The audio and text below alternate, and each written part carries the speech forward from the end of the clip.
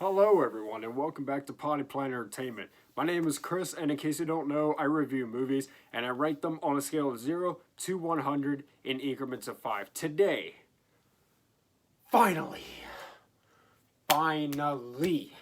we get to talk about Godzilla vs. Kong. I've been so excited for this movie for so long, and it took them forever to give us a trailer. I remember what a huge deal it was when they finally dropped the trailer. Like, I think the number of views the trailer got when it first hit broke some sort of record because everyone had been anticipating and waiting for a trailer for so long.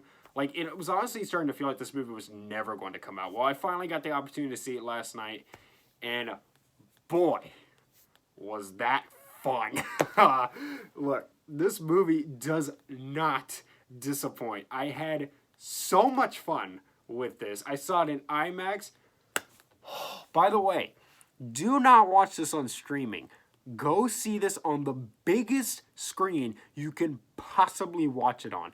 This movie demands to be seen in IMAX on a giant screen. It demands it, and it is well worth it. Well worth it. I had a great time with Godzilla vs. Kong, and I'm so excited to finally be talking about it. But before I do, I haven't reviewed Kong Skull Island or Godzilla King of the Monsters. Now, I really wanted to do it before this movie came out, but I just didn't get the opportunity. I have reviewed the first Godzilla. That is on my YouTube channel right now. The 2014 Godzilla, I have reviewed that, but I have not reviewed Skull Island or King of the Monsters. If I had to say, so there's 4 of these movies now, right? If I had to rank them, I would probably say that so far my favorite one is Godzilla vs. Kong. My second favorite one after that would probably be Kong Skull Island. And then third would be King of the Monsters. But even then, I don't know. Those two are really close for me. I might, later on, I might even want to switch those. But my least favorite is by far the 2014 Godzilla. I hate that movie. Here at Potty Plan Entertainment, we don't even talk about that movie because, except for that one time that I did, because it is just so god-awful. But anyways, let's get into Godzilla vs. Kong. So, Godzilla vs. Kong stars Alexander Skarsgård, Millie Bobby Brown, Rebecca Hall, and Brian Tyree Henry. It was directed by Adam Wingard, and it was produced by Jay Ashenfelter, Yoshimite Subano, Sean O'Brien, Herbert W. Gaines, Roy Lee, Dan Lin, Kenji Okuhira, and Stefan Sonnenfeld. And this movie,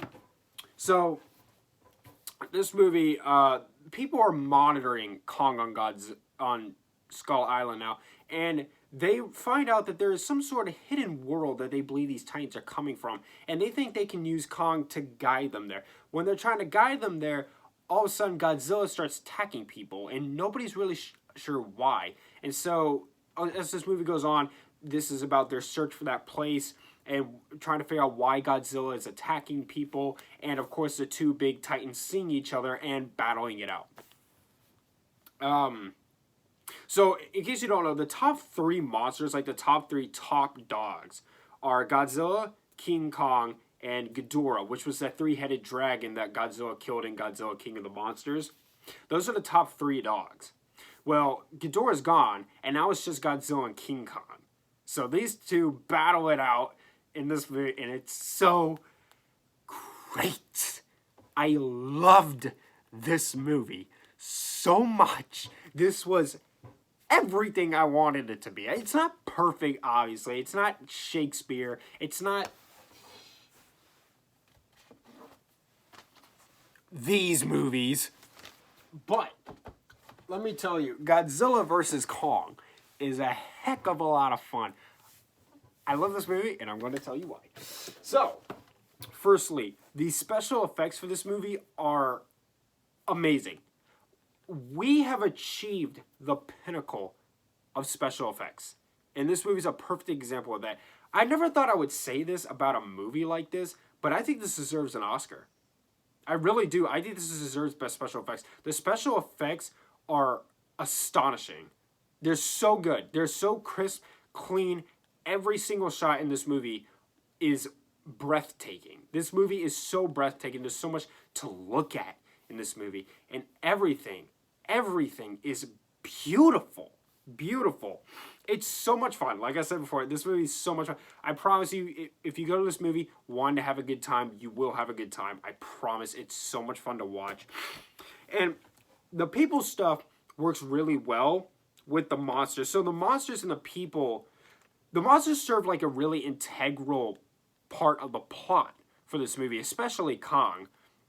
And so the monsters work with the people characters to help move the plot along, which is something that was kind of missing from the other one. So I really appreciated that here. Kong has this relationship with this little girl who's like deaf, and it is by far the heart and soul of this movie. Their relationship is adorable, and I loved it so much. It was one of the best aspects of this movie, if you can believe it, besides the big monster battle stuff.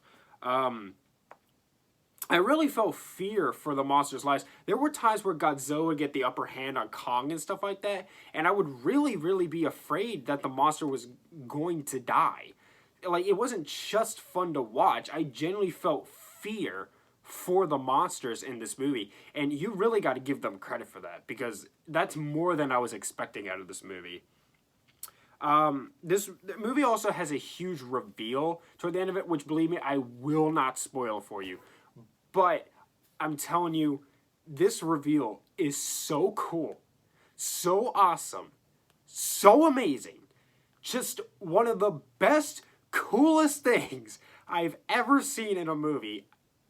Wow, this movie rocks. And I just can't wait to watch again. I just saw this movie last night, and I'm already ready to sit down and watch it again. Usually when I see a movie, I don't really care to see it again until maybe like a few months later or even a year later. But this movie, I'm ready to watch it again right now. That's how much fun I had with this film. It was so great. Now let's get into my cons with this. So this movie has a lot of plot holes. Like, a lot of plot holes.